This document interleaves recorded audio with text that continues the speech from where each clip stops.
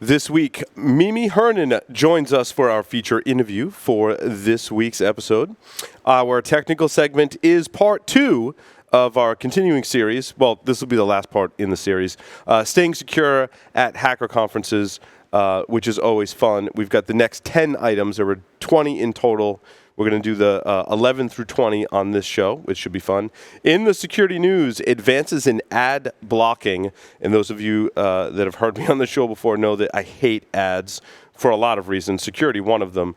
So this is kind of interesting. BGP hijacking. A murder victim is into the investigation, entered the Fitbit and how that affected a murder investigation.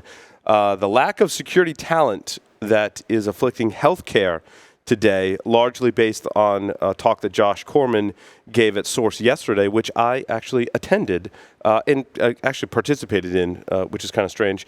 So some Microsoft exploits from our friends at Endgame and two-factor authentication bypass for LastPass, and so much more. All that and more on this episode of Paul's Security Weekly. This is Security Weekly, for security professionals, by security professionals. Broadcasting live from G-Unit Studios in Rhode Island, it's the show where exploits run wild, packets aren't the only things getting sniffed, and the cocktails flow steady. It's Paul's Security Weekly.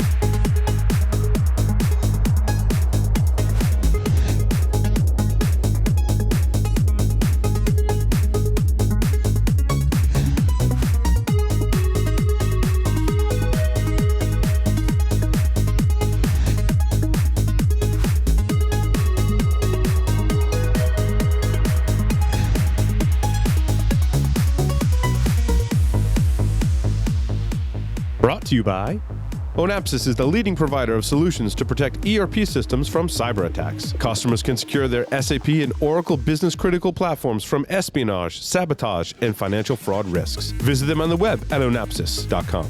IT Pro TV, an easy, entertaining approach to online IT training. Stream over 2,000 hours of up-to-date, high-quality video content live and on demand. For a free 7-day trial and for a limited time, get 50% off a monthly membership for the lifetime of your active subscription. Visit itpro.tv/Security Weekly and use the code SW50.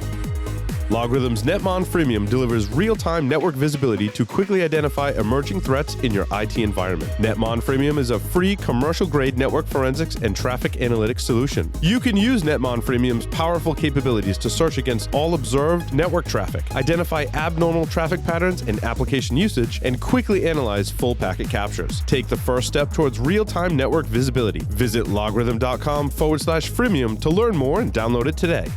Endgame automates the hunt for both known and never-before-seen adversaries in enterprise networks. Built on unique knowledge on the adversary's tools, techniques, and tactics, Endgame's centrally managed agent prevents, detects, and responds to advanced adversaries in the earliest stages of the kill chain without prior knowledge. Endgame, automate the hunt. Welcome, everyone, to Paul's Security Weekly. This is episode 511, and it is, in fact, April 27th, 2017, I hope. And on the lines via Skype, we've got, hey, Mr. Carlos Perez is here with us. Carlos, welcome to the show. Hey, Paul. Happy to be here. Yes, I'm glad you're here to round out our illustrious panel. We got some Microsoft stuff that, you know, I always like when you come here because one reason is you're a wealth of knowledge in Windows stuff, as is Joff Thayer, who's here with us as well. Welcome, Joff. G'day, Paul. It's good to be here again on this fine Thursday evening. Happy to be back with you on Security Weekly. Just looking at Carlos's camera, and there's like pregnant lady and a little baby walking by in the background. That was pretty funny. That's awesome, Carlos. Congratulations again on your expanding family. It's awesome. Oh, yeah, 12 days to go. 12 days. Wow. You're expecting another. Wow. You're a brave man, Carlos Perez. I find it's funny that like within our circle of many of our friends in security that were similar in age, and a lot of us have small children and have a lot of funny stories to share about that. Dave Kennedy and I are always like doing the comparison of like what kind of illness we picked up from our children. I think lately he might have me beat. He might have me. He got the pink eye and I didn't get the pink eye. So. He got struts and strep and I had strep and pink eye in the same time. So he had me beat there. Wow, I remember those days. Every single disease that came around the corner. I feel for you. I don't have to deal with that anymore because my kids are teenaged and older. But I know what you're going through. It's all good. It's all good, though. Speaking of conferences, we just did. I have a blog post in the works. We did 4 conferences in the span of just about a month. I presented a different presentation at 3 of them, and one of them I presented twice. So I did a lot of speaking lately, a lot of conferences lately where we did Hacker Movie Trivia. So we're working on a blog post that summarizes all that. For all of you asking for my slides, we are going to publish those. We have that all in the works. We're publishing probably over 70 videos, maybe mini interviews that we recorded at the conferences. So more on that. But a conference coming up later this year is Wild West Hackin' Fest. It's put on by Red Team specialists for anybody, excuse me, and everybody interested in information security. Join us, because I will be there as well, October 27th and 28th for hands-on hardware hacking talks by famous InfoSecers like Dave Kennedy, Deviant Egypt, Chris Nickerson, Chris Gates, Mike Poore, and Sub T. Check them out online at wildwesthackinfest.com. That's wildwesthackin, Hackin fest.com. Joff and Carlos, are you planning to attend this fabulous conference?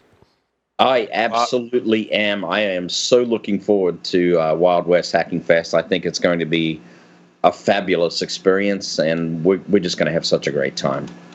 Well, after you mentioned Sub T, now I'm going like, damn, I have to go. Yes, you got to be there, Carlos. I have to try to make it. And Sub T has to be one of those security specialists in the last year and a half that I've every tweet that he makes, I quickly go in, click on the link. Whatever he posts, every gist, everything, I have to try it out in my lab. He has provided such a wealth of knowledge and bypassing whitelisting applications, objects, all kinds of very nice tradecraft out of him. It's interesting, Carlos. I used some of the Sub-T mechanisms with some extra custom special sauce that in C# that I wrote on a recent red team, and it was absolutely fabulously successful. So I owe a debt of gratitude to Sub-T, and I'm really looking forward to meeting him and discussing that. Fantastic. I'd like to introduce our special guest for this evening. Mimi Hernan is here with us. Mimi, welcome to the show. Thank you. I'm really excited to be here. Yes, it's nice to have you, and you've been working in the industry for 20 years, which is awesome. I'm just not that far behind you at 17, so it's awesome that you've been in this fabulous industry for that. I mean, well, even like 15 or so years ago, there really wasn't a lot of security official roles at a lot of companies, which is kind of interesting how we've progressed. So how did you get your start in information security? Well, it actually happened back in the 90s. A friend of mine, John McMahon, he's one of the guys who discovered and shut down the wank worm, moved from the startup we'd been working at to a company called Trusted Information Systems, which might be a familiar name. They've been mostly a government and defense contractor. They spun off into a commercial company after the Firewall Toolkit, which Marcus Ranum wrote. And that took off. It became a commercial success. So they decided to kind of spin into a commercial company. And I joined TIS shortly after John did. And I just found that I had this huge passion for information security. I couldn't get enough. So everything that was learnable, I was trying to learn. So that was kind of it. And it's really all John's fault. You should have him on your show because absolutely. He's arrived, absolutely. Where did your career kind of go from there? From the early, what roles have you had in various companies and things like that? Well, I've worked for a lot of vendors. Let me see. I worked for TIS. I worked for McAfee a couple of different times. I worked for Tenable for a little while. You did? Did we work at Tenable together? Yeah, I was trying to get onto your team, actually. Oh, that's hilarious. Yeah, I was a sales engineer, and honestly, it didn't work out. I didn't mesh very well with the team, and I think part of the reason for that was there don't tend to be a lot of women in sales, and because I was on, I was post sales. I was doing sales engineering, but still, it's a sales thing, and I guess there was just not a lot of personality meshing, so it didn't really work out, but it kind of upset me because I was trying to move over to the content team at the time, and I was kind of hoping that would happen before they let me go, and it did not. But oh well. That was early on when I joined Tenable, and when there was a content team. So that's interesting. Yeah. Yeah. Everything changed right after that, which is maybe the reason why it didn't work out. So. Gotcha. And so, what do you do today, Mimi? I work for a company called AMVA. They're a nonprofit, and they basically, if you go into a DMV or an MVA in the States or in parts of Canada, and you either want to get a driver's license, either commercial or just a regular user's driver's license, or you want to register a car, they're the people whose systems are behind that. So a lot of people don't know that. I didn't know it before I joined. But yeah, so there's a standard. So for every DMV in the U.S., there's a standard system? Well, not all states participate, but the government the federal government is kind of pushing them more towards it. So the Real ID Act was part of that. I know a lot of people hate Real ID. And in fact, as someone who is very into privacy, I wasn't real happy about it at the time. But the states that participate in that use our service. Again, if you're looking up a title or just a VIN, when you're trying to buy a car or register it, you're using our service. I got you. And now, does law enforcement use your service as well? Oh, yeah. Yeah, the DOJ uses it. Law enforcement in general uses it. So, and a lot of people just don't even know it exists. That's kind of funny. And so your role is to help secure these systems, is that correct? Yeah. We have a pretty small team, and so I'm the principal security engineer on the team. And so being on a small team, like what tools and techniques do you find? And I think a lot of people are in this situation where it's a small security team. They're trying to secure a large organization or an organization that has a lot of moving parts. And like what tools and techniques are effective for you and your team? Well, we rely pretty heavily on Splunk. We just installed it actually a little while ago, but that's our SIEM. And I'm happy to say we're using Tenable products, actually. Nice. Everything comes full circle, right? Yeah, exactly. When I was working for the government, I was actually really happy because that was the space I came out of, and they had just switched to Tenable right at the time that I started there, and so I could really leverage that. But those I would say are the big two. I don't want to get in too much to what we use because we do work with the government. So, it's like I could tell you, but I'd have to kill you. Yeah. And so do you attend any of the security conferences, of the hundreds of security conferences? Not often enough, honestly. It comes down to money. There's an Amazon conference that I'm going to be attending in May, or maybe it's June. I think it's June. So I'm going to that because we do a lot of stuff in the cloud. But I'd love it if I could work for someone who would actually send me to Black Hat because, I'm coming out of raising 3 kids. My 2 older children are grown, but my youngest is still a teenager, and honestly, that's where my money goes. So how has the transition to the cloud been from a security perspective? Pretty hellish.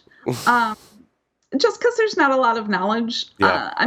I really like the cloud. I'm so old, I guess I would say, that I kind of distrust the idea. I don't want to do anything too quickly, and I'm glad that that's not happening. At the same time, I don't want to be a Luddite. So. Yeah, it was interesting. I was talking with some folks about the transition to cloud, and people that have been in the industry for a while, I think still have this attitude like, oh, like all these new containers and cloud thing, like it's just a fad. I'm kind of of the opinion that it's definitely not a fad. I don't know what your take on that is, Mimi. No, I mean, when everybody first started talking about the cloud, I was sort of like, it's the internet, guys. But I understand why they say cloud instead of internet. I understand that they're using it for a different purpose, and so they needed a new name. And so at first, I was like, it's going to swing back. People are going to go back to, the whole everything needs to be inside. And they still may. But I've come to the conclusion, and this was, a couple of years ago, that cloud's here to stay. And the sooner people learn to be comfortable with securing systems in the cloud, the happier they're going to be. I have to confess, I'm not an expert at it yet. I took one class where the guy had never dealt with security people before. So we all completely disrailed the class. I was trying to stay quiet, but there were all these guys who were like, well, what about this? And the guy didn't know. He wasn't a security person. So that was frustrating. I'm hoping eventually just to get the knowledge from taking a boot camp for the certification, the ISC certification for the cloud, just so I can get some more knowledge. Mm-hmm. Because aside from reading books, which, I don't have as much time to do as I'd like, unless I'm in a class to do that. I just don't have a lot of time to just sit there and pore over a book. So I'm really hoping that maybe I can get my boss to agree that I should take the certification boot camp. Yeah, I would say a good recommendation for that would be, at least in my case, I have the same situation. I have a third on the way. I'm always busy. Job consumes like 10 hours of my day. So one of the things that has really helped me has been video training. So there's IT Pro TV, there's Pluralsight, there's CBT Nuggets, there's Lynda.com. Cyber. And one of the Cyber. So one of the advantages is that sometimes I'm working, I can go into those trainings and just go specifically to the video for what I need to learn that day for the specific task that I'm doing. I can watch somebody do it, and that's very helpful because I'm kind of like a very visual person. And I can have the video on the side and just have it run. I can do what I'm doing. And also when it comes to cloud, one of the things I have learned after dealing with Azure, AWS, Google, is that at the end of the day, the security principles remain the same. You need to track assets. Yeah. That's actually, that's a really good comment, Carlos. I literally, this is so topical for me because I'm doing a cloud security assessment this week, and you're absolutely dead on target. The same principles apply. It's just in a different place with different tool set. Yep, and also knowing how to script becomes so much bigger in a cloud system. Because with cloud, stuff moves a lot faster. Mm-hmm. So you have to automate a lot. So all of a sudden they come to you, hey, I want to deploy all of these machines. Well, you won't go one by one and create each one of the instances. You're going to have scripts. And that's why when you go, let's say, to AWS, you go to Azure, all of them have the concept of runbooks or playbooks where you have to go in and you have to roll up your sleeves, write a bit of code on how do you want that infrastructure and let that code be the one that defines the infrastructure for you. And as I was saying before, the concepts are the same. You're dealing with assets. Well, before there were servers, routers, and printers. Now your assets are some routing devices, application instances, containers, and VMs. But they're still there. Then you need to know what you're running on each one of the assets. Well, I need to know the version of software of my applications that are running, what components, what libraries. With my VMs, they're just like a server. I need to know what software is running in them. Are they properly patched? Yes, no. My containers, the same. Hey, my master image, is it patched? is the master image and deployment. When I use Chef, Puppet, DSC, whatever to configure this, am I making it unsecure? So that means I need to do configuration management. Same thing in data center, same thing in cloud. Only thing is that cloud moves faster. That's why you need to automate so much. Right, and that's actually been a problem I found where, I very often find when I'm joining a team, and it's happening this time too, they haven't had a lot of processes that are automated at all. So, for instance, I walked in and I said, why am I doing all this stuff by hand? Why am I doing my trainer this week pointed out that they don't call it CNA anymore, but they still do. When I'm doing CNA on systems, why am I doing all this manually? Why aren't I scripting, some of the stuff that's coming off our assets and that kind of thing? And so, but the great thing is that I'm going to have the freedom to say this needs to be done. I can do it, which is what's great about being in a very small and kind of more not agile in the sense that it's used now for the development, but agile in the sense of, boots on the ground, we're going to turn around fast and do something sort of organization. So I'm happy about that, frustrated that they're not already in place, but happy that I'm going to be able to do a lot of that. So. Yeah, one of the things I've observed in the market recently, I think, in the job market in technology, is I think that based on recent conversations we've had, and a lot of what I've been seeing is that you need programming skills. And, Carlos says scripting. I mean, that's programming, right? You need to understand the fundamentals of programming. We've always said it for security, right? You need to know some kind of programming and have a scripting language, but I think to be an IT administrator, systems administrator in really any capacity today, whether you're Active Directory, whether you're doing it in the cloud, or any of these orchestration products, deployment for all of these things, maintenance of all these things, now requires some level of programming knowledge. You don't have to be the world's best software engineer, but you have to understand the basics and fundamentals and be able to program, because like Carlos said, things are moving really fast now, and in order to maintain and manage all this stuff, you're going to need a programming background. Maybe not today, but certainly as we move forward in the future. I agree with that completely. I actually started that way. It's funny, back in the 80s, when I was actually working as a secretary for the federal government, I started working with IBM C-List and TSO. And just because I was bored, you're bored when you're like doing typing and filing and crap like that. So I was like, well, teach me these systems to the programming people they had. And the next thing I knew, I was automating a lot of, our little secretarial processes. And it's like, since then, I could never get a job as a programmer, but I know a little bit about a whole lot of things. So I know a little PowerShell. I'm mandated to learn more and actually start automating some of our processes with PowerShell. But the fact that I already knew a little bit was kind of a good thing. So I completely agree with you. Yeah, so that means that you're going to be in my class at DerbyCon? Yeah. Carlos is teaching a PowerShell class at DerbyCon, so you should put in for that, Mimi. That would be great, and that's in Kentucky, right? That's in Louisville. Yes. Yep. Right? Yeah. Louisville. Yeah.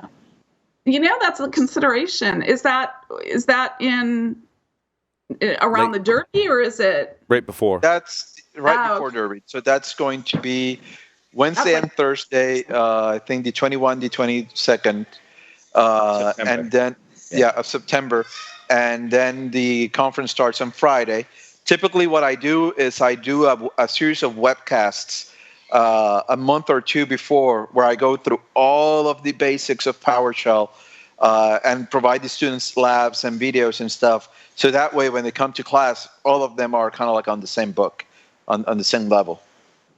Well, maybe that can be my birthday present this year, because that would be great timing for me. You should absolutely do this, Mimi, because not only will you be going to an awesome class with Carlos, you will get to meet probably all of us, because I think pretty much all of us in the Security Weekly clan normally go to DerbyCon. So that is correct. Fantastic. Great. I went to the con that's like right after that 1 year. I'm trying to think. Oh, what is that one? I spoke at that one year with John. I actually introduced Marcus Random at that con 1 year. Oh, that's funny. Do you know Marcus? Did you work with Marcus early in your career? I knew you said you were in a similar. He had just left TIS when I joined, but I used to like read all his blogs. I mean, it's kind of funny because when I was introducing him at this con, whatever the hell they call it, it's their security month con, you know. Yeah. And it's like in the first week of October, and I actually confessed, and I think all these people thought I was a terrible person because I said, yeah, I'm a huge Marcus Random fangirl. I kind of e-stalked him down through the years, and finally I was like, he's at Tenable. I got to work there. And all these people were like, who is this woman? She's scary. But, you know, again, it's one of those wonderful things about being a woman. I'm going to make a note about DerbyCon. So. Yeah, do it. We'd love to see you there. That would be fun. I would love to go. I tried to go last year, but I was working for the government, and they didn't want to. We were talking earlier about how essential programming skills are, and Mimi, you've mentioned several times that you're a woman, and women getting into our field. Feel like some women feel like there are barriers coming into our field. I feel like in a general sense that we don't generally push engineering in the software sense early enough on in our education. What do you suggest we can do to get people at a younger age, and especially women, to be involved with our field? I think part of the problem is that women, particularly little girls, aren't really so much different from boys. I mean, up to a certain age, you can't tell the difference, you know? And I'm just speaking physically. So, you know. Other than the obvious differences, but right? Yeah. You know what I mean. I know what you're saying. So the thing is that if people just, and I guess I'm going to get a little political here, but if we could get teachers to just stop differentiating between how they treat boys and how they treat girls, and encourage parents to do the same, maybe not so much how they treat their own children at home, but what they encourage their kids to do and not do. One of the stories I love to tell about my daughter is she's this tiny little thing. She's 5'0". She weighs 95 pounds. Okay. She, when she was a little girl in kindergarten, she was the smallest kid in the class. And one day this little boy came up to her and he pinched her behind.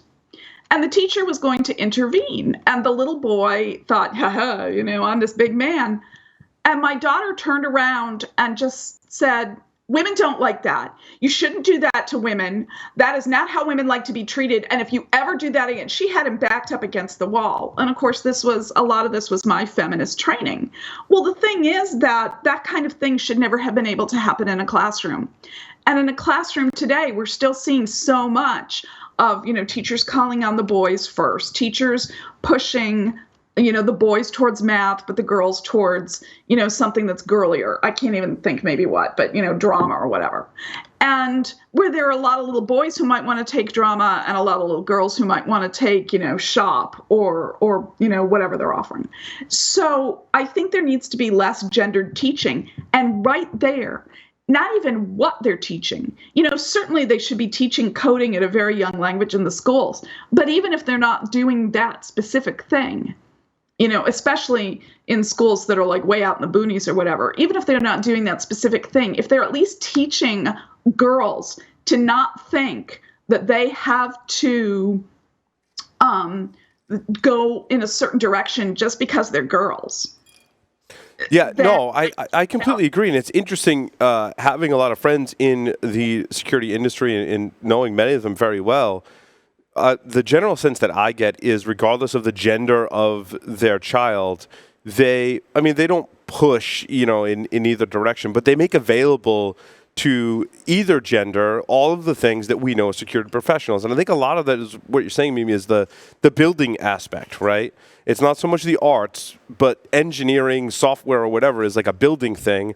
And you're like, boys do the building and play with blocks, and girls do the artsy things. Like, no, there should not be those differentiations. And a lot of us in security today, I noticed they're like, son or daughter doesn't matter. We're teaching them how to build things. We're letting them build Raspberry Pis and teaching them software and all of these things. And I agree with you. I think that needs to extend not just from the parents, but into the schools as well. Hey, can I interject real quick? Yeah, please do, Jeff.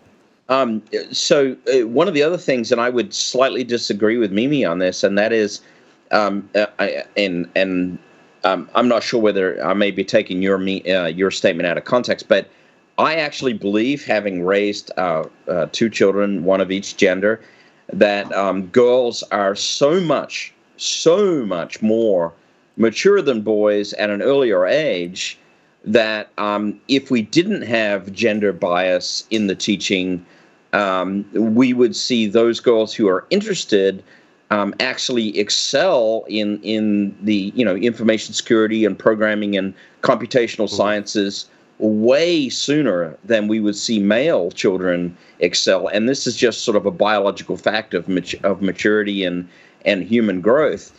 And so I think it sort of doubles down. It's almost twice as disappointing that we have such a bias away from females being able to excel in the industry.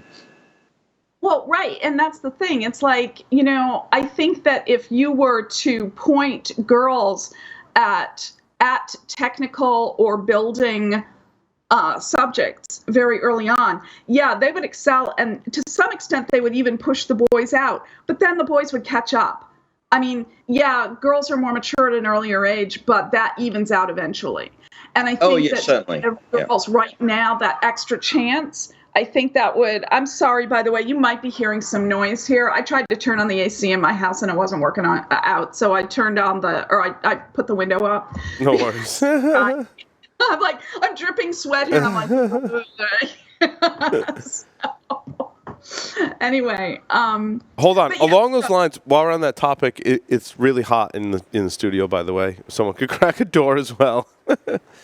It's all of our glowing personalities. That's what it is. That's what it is. We're such hot people. So I think sort of implicitly I agreed with you, Mimi. I was just the maturity aspect that I wanted to put out there, because there's absolutely no doubt with my children, and I suspect we have children of similar ages, right around teen and 20, that the maturity level of my daughter is just stunningly ahead. I mean, even now to my son, and given the right environment from a teaching perspective, that would be an entirely different outcome, assuming that she was interested, right?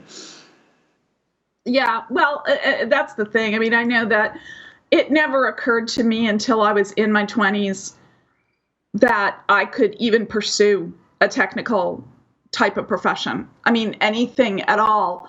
And when I was 18 and I was doing, I mean, it was low level programming. It was, it was scripting and that kind of thing. It wasn't, Fortran or whatever, but which is, it was still heavily in use at that time. That's how old I am.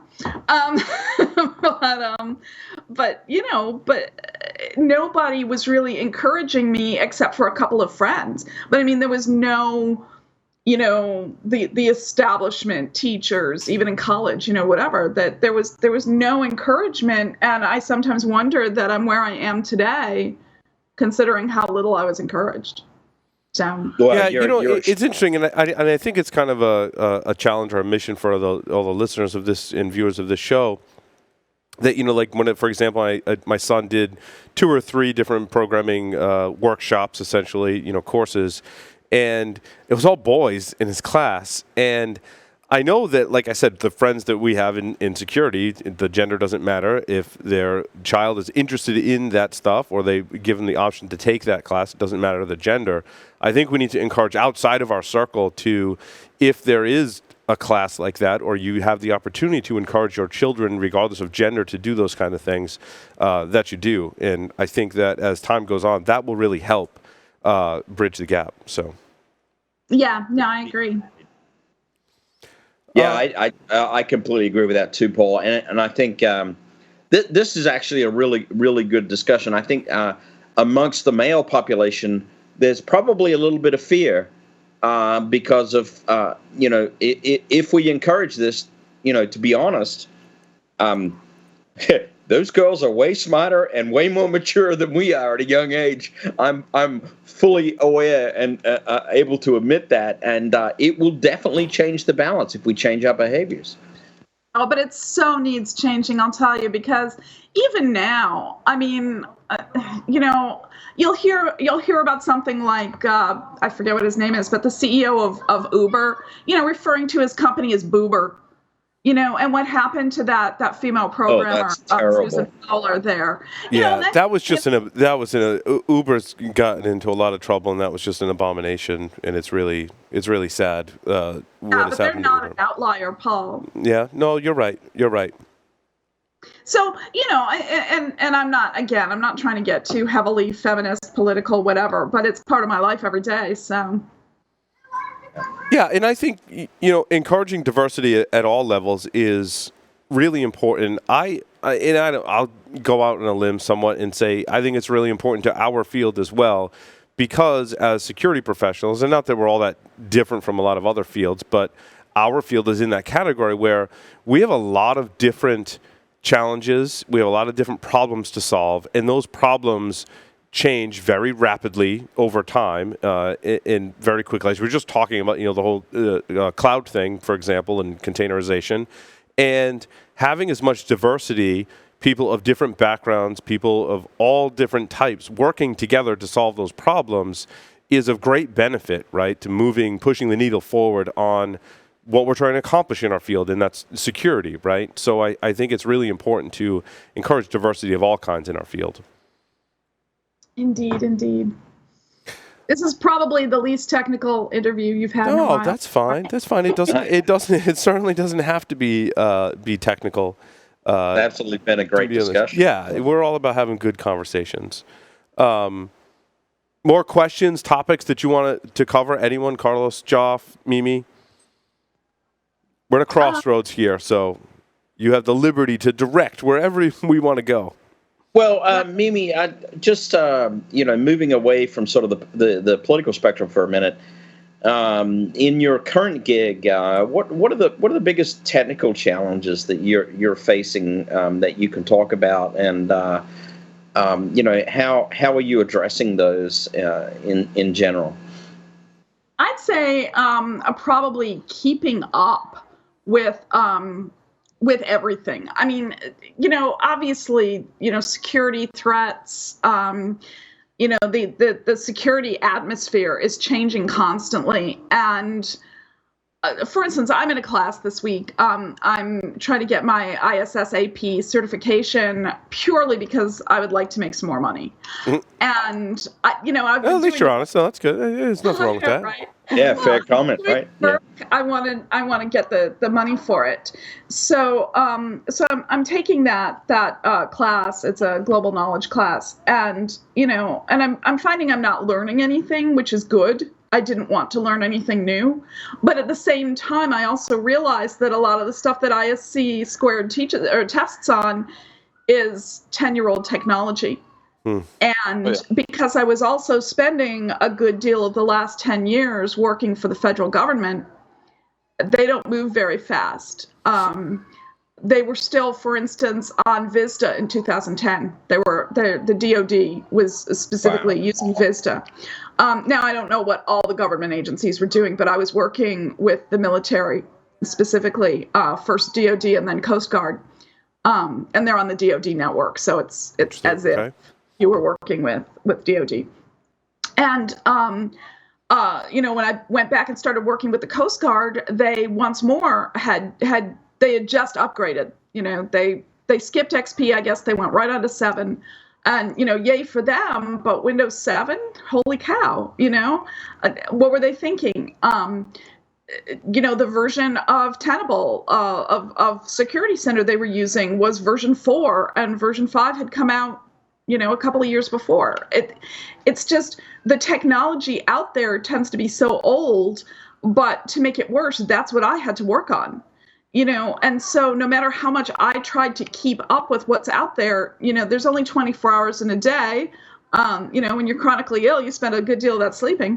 So I was finding that I was way behind in the field, and I didn't like that. So, now I'm kind of running to catch up, and I'm enjoying it. I'm kind of a sponge.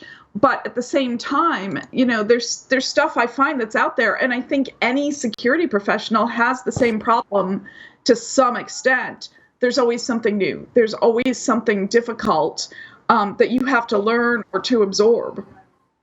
I would say only the winners or the good ones have that problem. Yeah, I was going to about to say almost the same thing. Very well said, Carlos. Mm-hmm. Yeah. The people that recognize the problem, that understand they need to keep running to catch up, are the ones that are doing it right, in my opinion.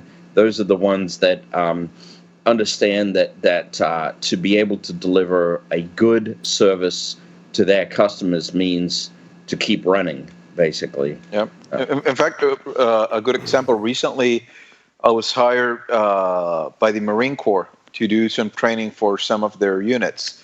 And I remember when I was at class, some of the young people were not putting too much attention to class somewhere.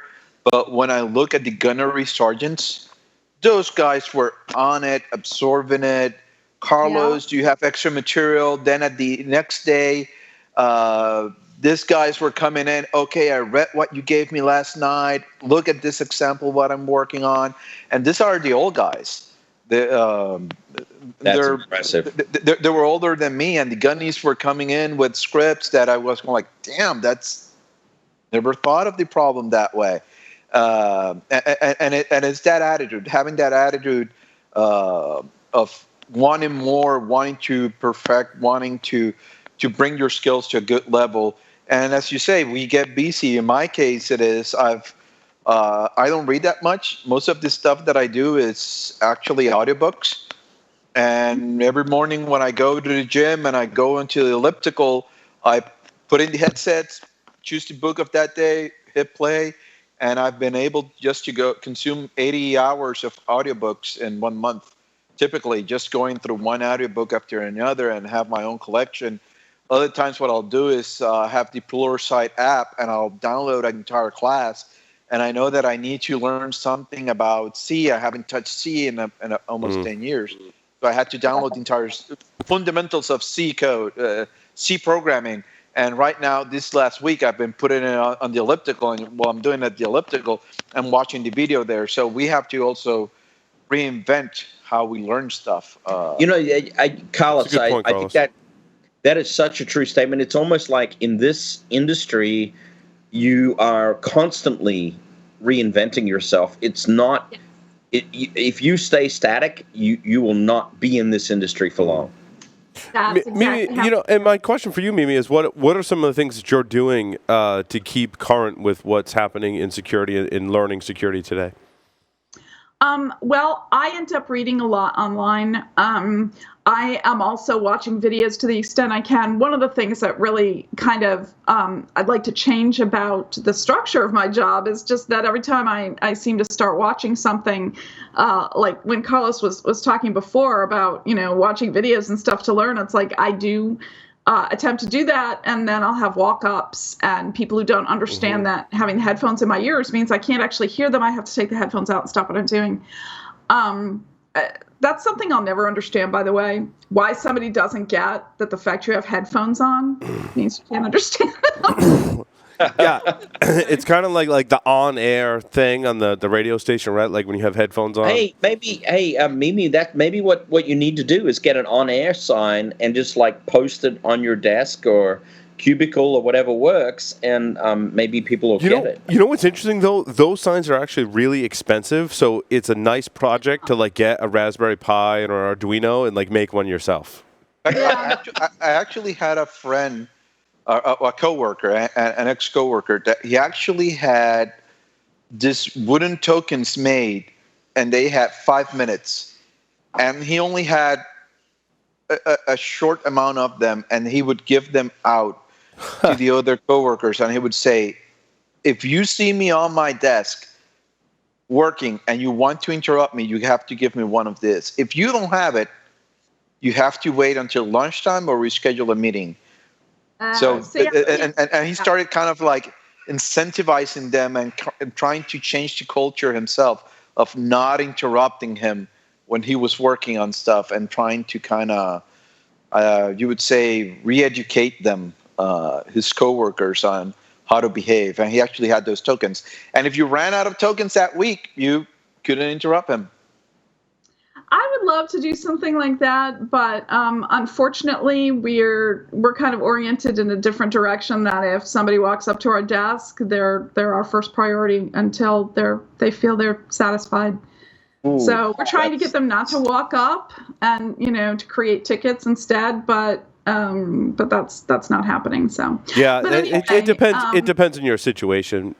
My team here at Security Weekly don't think you can't. They always can interrupt me at any time. That's totally fine and acceptable, because they're my team, and many of them have just joined the team as well. So that's even more reason that you're absolutely able to interrupt me. However, in different scenarios that I've been in my career, certainly as well. Maybe to speak to your experience.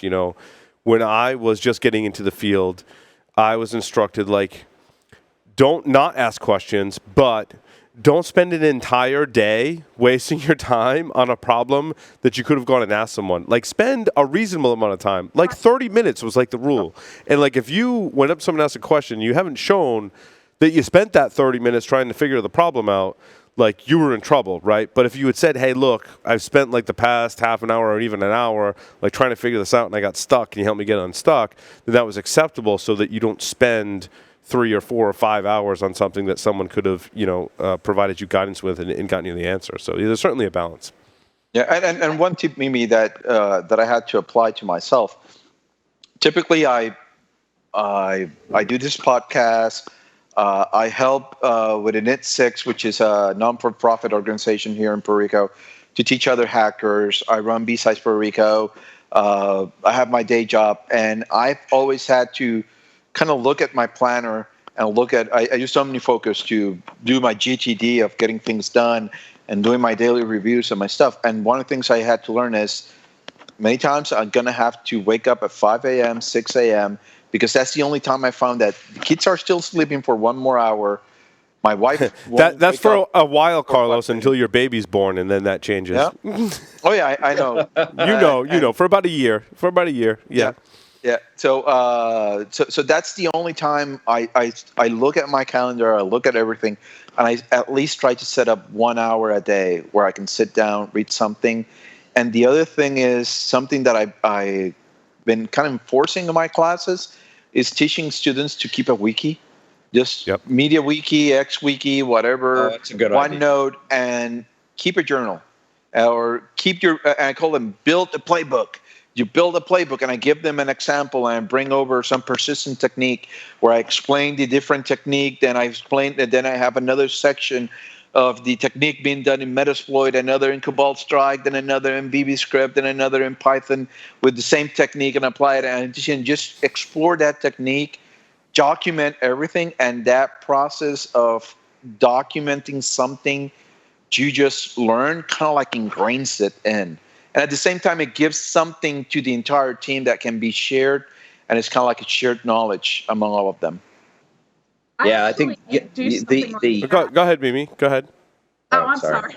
That's okay. I actually do something like that in Evernote, which is my note taker of choice. I've got I actually pay for their highest level of access just so I can have like 6,000 notes. And I'm constantly taking notes on whatever I'm reading or listening to or doing. And I found it's really been helpful. First of all, because I have a horrible memory, but second of all, just because I can go back and look at the notes later and say, okay, what was I thinking here? And, how am I going to apply this to the problem I'm having now? I've been using Google Keep for some of that too. I kind of like that. Google Keep's good. And the other thing for information security professionals that I think is incredibly useful, I know Carlos does this, is not only wikiing stuff or Evernote stuff, just go ahead and start doing blogs.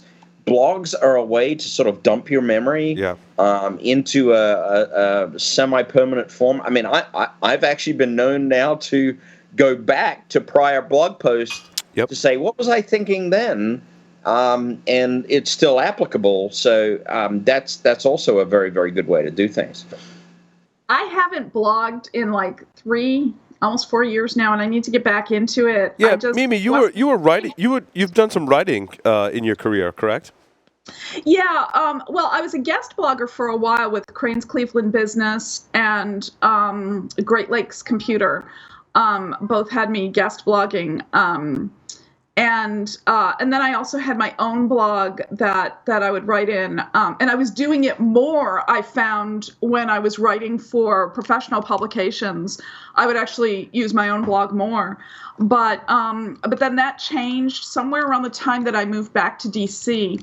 I stopped writing for both those publications, and I just found that I didn't have time to write in my blog as much, which is sad, because if there's something I like to do, it's writing and presenting are probably my favorite things to do. I like making people understand things, if you will. So Mimi, you just sort of hit upon the key. If you're going to do blogging, presenting, you need the time and the space to be able to do it right. Yeah. If you don't have that time to sequence your thoughts and to get things written down in such a fashion that you're satisfied with them, it's frankly not worth doing, right? Yeah. And one recommendation there that I gave a friend of my wife. My wife is very active in her religion, and she has friends that are also very active, and they wanted to get into blogging, but again, they couldn't find the time. And one of the things I told one of them is, why don't you make your blog like so-and-so's notes, or so-and-so's coffee with God? And what they do is that they write very short, concise messages on the stuff that they have discussed that day in their classes or their meetings. And it is just simple notes that they can just, as they're talking with everybody and they're taking their notes during the meetings, they can go and take those notes and just put a small blurb. And that's something they can do on a daily basis, because the most important thing with blogging that I found is building that habit of writing. Yes. I have 4 started blog posts that I haven't finished, and at least I try to go once a week, go and write a bit more on each one of them. At least every Wednesday during the morning. That is my the day that I don't go to the gym is the day that I rest. But I still wake up at 4 a.m., 4:30 a.m., and I go downstairs, and at least I write a couple of paragraphs on each one of them. So when I can then schedule those for to go in one a week or something like that. But I try to build that habit of every Wednesday. I still wake up very early. I go downstairs. I start writing at least a paragraph. Well, and what's interesting though is along these lines, we talked about having meetings, and we also talked about it being very difficult to keep up with the technology in our field and constantly learning. And one of the things I've done with our team here, and a lot of other security companies I find that my friends are either running or participating in, are doing the same thing, and that's the daily 15-minute Scrum, as they call it. And we have a Scrum 4 days a week here at Security Weekly, but it's a very similar thing to what everyone's talking about in terms of writing and blogging and taking notes as well. It's not having that like one hour meeting, but breaking that up into 15-minute chunks, and as well as breaking up your writing up into those chunks as well, I think is really important.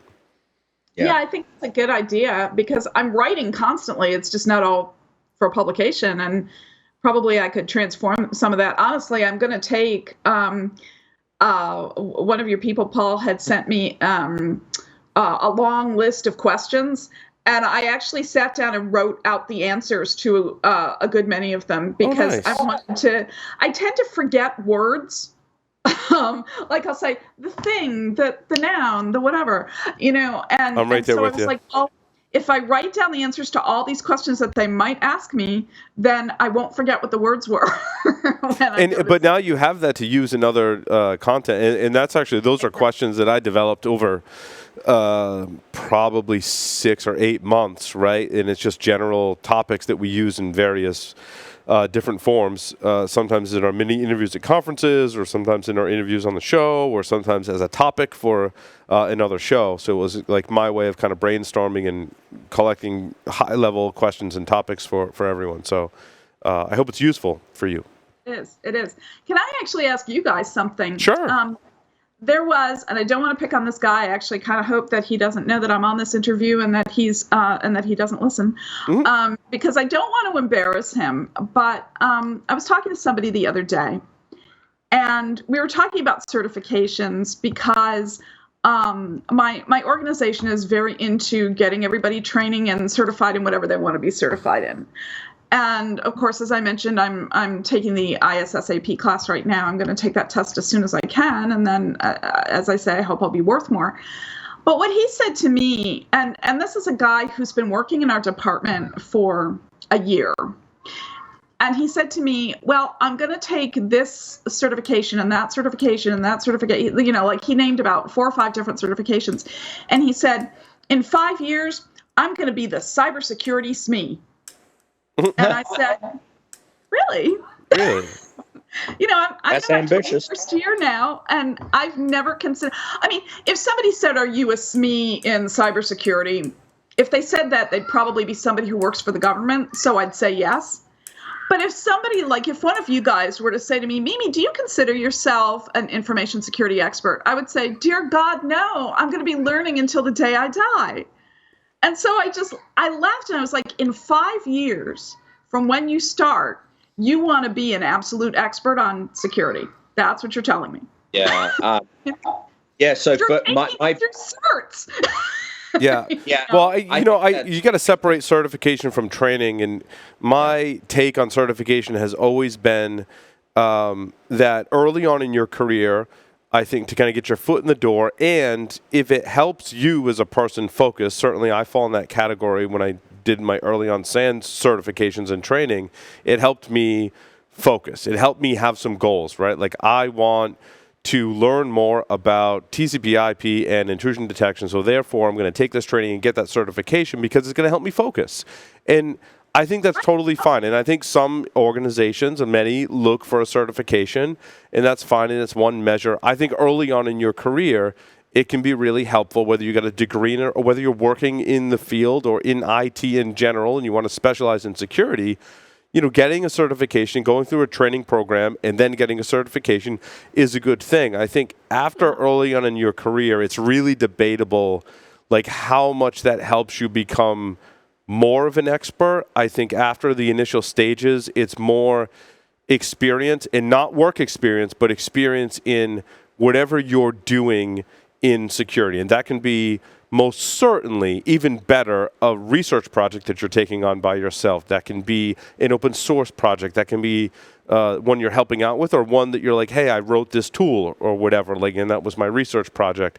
I think very quickly from certification, it should transform into experience, and not work experience, but your in general experience about what you want to do in the field and things that you've taken initiative in. And that's the whole point. I think when I look at certification, if you've got a couple of certifications and then you went on to do like your own kind of things, to me that shows, hey, you had initiative to have the certification in the first place, and then went on to have more initiative into like doing your own things. And it helps, certification and training early on helps form that base for you to go on and do other things. And that's kind of my take on it. Yeah, I couldn't agree more, Paul. Yeah, no, I agree with you too. I think my issue is more the idea that somebody would think, okay, well, I'm going to be an expert because I have 5 certs. And I'm like, okay, 5 certs are great, and I don't have 5. Yeah. Yeah. That reminds me of the Dilbert comic of the guy certified, and he has the big sign like Superman, but with a C. I'm certified, and Well, he goes, but that didn't fix the problem. But that's the only thing they taught us in the class. Yeah, exactly. Well, yeah, I mean that idea that Mimi was talking about, it's not unfounded. I mean, there are some professions where that's absolutely true. They're static professions. You learn the set of knowledge, and you have the quote unquote mastery. It's just not true of the information security profession because it is continually shifting and changing. And as Paul said, the certifications give you a base set of knowledge, which you then are required to build upon and continue advancing and learning and maturing in your knowledge, and you never stop, which is fundamentally different than some professions out there that absolutely do have this sort of mastery of knowledge. And I look at if I were to hire someone and I want them to know Linux, and if they just had certifications, I'm like, yeah, okay, that's one thing. Like, you show you have the fundamentals. However, if you show not just experience, but you're like, hey, I got my certification in Linux, but then, like I wrote this blog about Linux security stuff, and then I also did helped out this open source project, or in other words, after I got my certification, I applied my foundation to something else. And that doesn't have to be work experience. Like, I don't want to make people think like, oh, I need experience and I can't get a job, so I don't have the experience. Like, no, if you show that you have the initiative to further beyond your certification, that makes you as an individual stand out to me as someone I want to hire. It also, I think, strengthens your certification in your portfolio and shows that you have initiative, that you got the fundamentals and then built on them. And you have to show, for me, that second step, that you wanted to build on those fundamentals. Just saying Absolutely. That you have, to your point, Mimi, like a bunch of certifications, that's just like one step in the journey, right? Like, I got a Linux certification, but to be honest, like, the way I got some of my jobs early in my career, and they were like, hey, do you know NFS? I'm like, yeah, I took it upon myself to set that up in my house because I'm a nerd and I had nothing better to do at the time, and I was interested in it. And yeah, I have it running at my house, and here's a picture of my servers at home. And I think that combination of the two is really important, but very important to say that you don't need to say, well, I got a certification, I got a job. Like, no, get a certification and show some initiative. And to me, and I hope to all the employers out there, right, like, make that mean more when you're hiring people than just a certification or just experience in and of itself. Right. As a manager, I actually do that. I've told recruiting, make sure that when I get the resume of the candidates that you're sending to me, make sure that they include their GitHub, their blog. Right. Because or their Bitbucket or their GitLab. But I want to see what they're doing, what if they're passionate enough, yes or no. And one of the questions at the end of the initial interview, I'm going to ask, hey, so do you have a home lab? Yes, no. What are the latest technical books you've read and you found interesting? And what are your hobbies? And I'll ask those kind of questions because they tell me a lot about the personality of that person and how willing he is to learn himself or have that motivation, like, I want to keep learning. Right. And because sadly, I'm not trying to be Jack Daniel and saying that kids these days or millennials or anything like that. But a lot of kids nowadays are pain adverse. Like, I'm not willing to have a little discomfort to learn something, or I'm not doing this if I'm at least not getting a participation ribbon or medal. Yeah. You have to show, right? When you have to show effort, right? And I don't. It almost doesn't matter to me, like, what that effort is. Like, if for example, go back to the Linux example, like, yeah, you got a Linux certification or something, but you're like, I built a Raspberry Pi or some Linux device, and I got Kodi on it, and I'm using it for, like, entertainment systems in my home, which I love to experiment with in my own house.